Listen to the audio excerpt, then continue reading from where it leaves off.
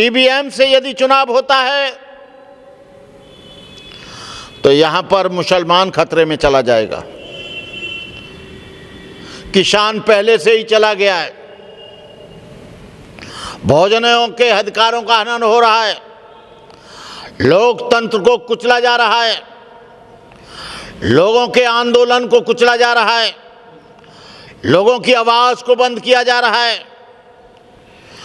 लोगों के अधिकारों का हनन किया जा रहा है, देश को बेचा जा रहा है, रेलवे बेचा जा रहा है, 265 टन सोना गिरवी रख दिया, भेल बेचा जा रहा है, तेल बेचा जा रहा है, डीआरडीओ बेचा जा रहा है, ऑर्डिनेंस फैक्ट्री बेची जा रही है, तमाम एयरपोर्ट बेचे जा रहे हैं। ये क्यों? ईवीएम से सत्ता में आए और ये सत्ता से बाहर होते तो ये सब काम नहीं कर पाते।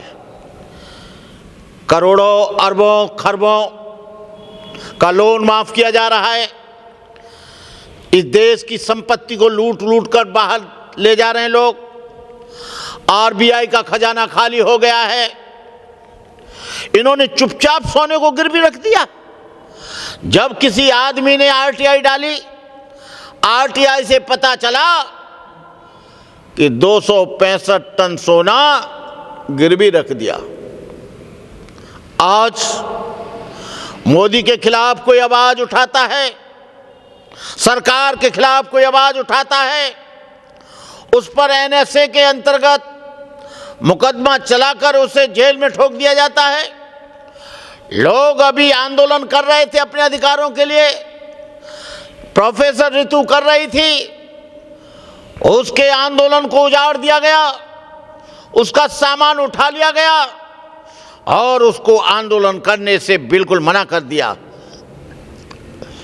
लेकिन शांतिपूर्वक सत्य अहिंसा के आधार पर संविधान भी इस बात के लिए बोलता है कि आंदोलन चलना चाहिए। लेकिन आप देख रहे हैं, जब से गवर्नमेंट आई है, आपने देखा होगा देश के किसानों ने, देश का किसान ठिठुरती हुई सर्दी में, मूसलाधार वर्षा में, कड़कती गर्मी में तमाम दिल्ली के बॉर्डरों पर बैठा रहा, दिल्ली के अंदर आने की इजाज़त नहीं दी, उनकी आवाज़ को अनसुना कर दिया और वो अपने अधिकारों के लिए निरंतर आंदोलन करते रहे। और आंदोलन में 1000 के करीब किसान शहीद हुआ।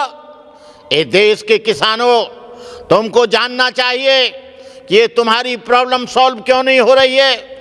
मुसलमानों को सोचना चाहिए, ओबीसी को सोचना चाहिए। बनते जी, हमारे देश में ईवीएम को लेकर विरोध शुरू हो गया है। कुछ संगठन हैं, बहुजनों के, दलितों के, वकीलों के, वो कह रहे हैं कि ईवीएम हटना चाहिए। क्या सोचते हैं इस बारे में सर आप? ईवीएम सारी दुनिया के देशों में आज नहीं चल रहा है और ईवीएम जिन देशों ने बनाया था, वो लोग भी आप ईवीएम का अपनी वोटिंग में, अपनी चुनाव प्रक्रिया से अलग कर दिया है। ईवीएम हैक होता है और जब ईवीएम हैक होगा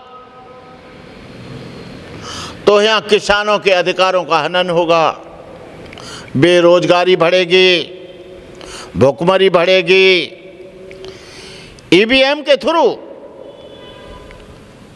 इस 2 चरण में 2014 से लेकर अब तक बीजेपी सत्ता में आई है। सारी दुनिया के दोस्त, सारी दुनिया के लोग ईवीएम का प्रयोग नहीं करते हैं और इस बात के लिए सारे देश के लोग विरोध कर रहे हैं कि ईवीएम हैक होता है। लेकिन चुनाव आयोग और बीजेपी ये चाहती है कि ईवीएम से ही चुनाव हो। राम मंदिर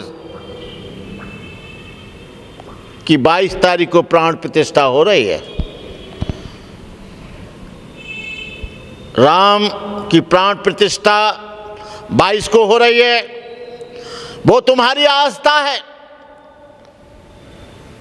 वो तुम्हारी निष्ठा है, कोई बात नहीं है।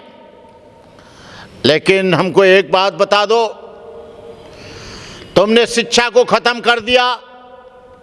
बनाने चाहिए थे तुम्हें कॉलेज, गरीब बच्चों को पढ़ने के लिए निःशुल्क। लोग यहां पर करोड़ों लोग बेरोजगार हो गए, करोड़ों किसान आज बेकार हो गए, आज नौकरियां नहीं रही, पूरे देश की संपत्ति बेच दी गई। ये देश के लोगों, मैं किसी धर्म का विरोध नहीं करता, मैं किसी धर्म के बारे में कुछ नहीं कहना चाहता, लेकिन धर्म से पहले शिक्षा की जरूरत होती है, धर्म से पहले रोटी कपड़ा मकान की जरूरत होती है, धर्म से पहले रोजगार की जरूरत होती है, धर्म से पहले धन की जरूरत होती है। धन है तो धर्म चलेगा। धन था तब इतना बड़ा मंदिर बनाना, धन था तब उसमें दक्षिणा चढ़ेगी ना, धन था तब भगवान का भोग लगेगा ना। जब धन ही नहीं रहेगा, रोजगार ही नहीं रहेगा, धन कहाँ से आएगा? हम लोगों के लिए सबसे ज़्यादा महत्वपूर्ण शिक्षा है। जब इस देश का एक बहुत बड़ा भाग अशिक्षित हो जाएगा, जब इस देश का बहुत बड़ा भाग गरीब हो जाएगा, जब इस देश का बड़ा भाग संपन्न नहीं रहेगा, तो देश देश नहीं रहेगा, पूरा का पूरा मछली बाजार बन जाएगा, पूरा जंगल हो जाएगा, रेगिस्तान बन जाएगा। लेकिन आप कालांतर से देख लीजिए, आज से ही नहीं, बुद्ध से लेकर आज तक आप देख लीजिए, महावीर स्वामी जैन से लेकर आज तक देख लीजिए, यदि धन ना होता बड़े बड़े बुद्ध विहार न बनते, धन न होता बड़े बड़े विश्वविद्यालय नालंदा, तक्षशिला, विक्रमशिला नहीं बनती। केवल धर्म होता तो ऐसा का ऐसा ही हो जाता।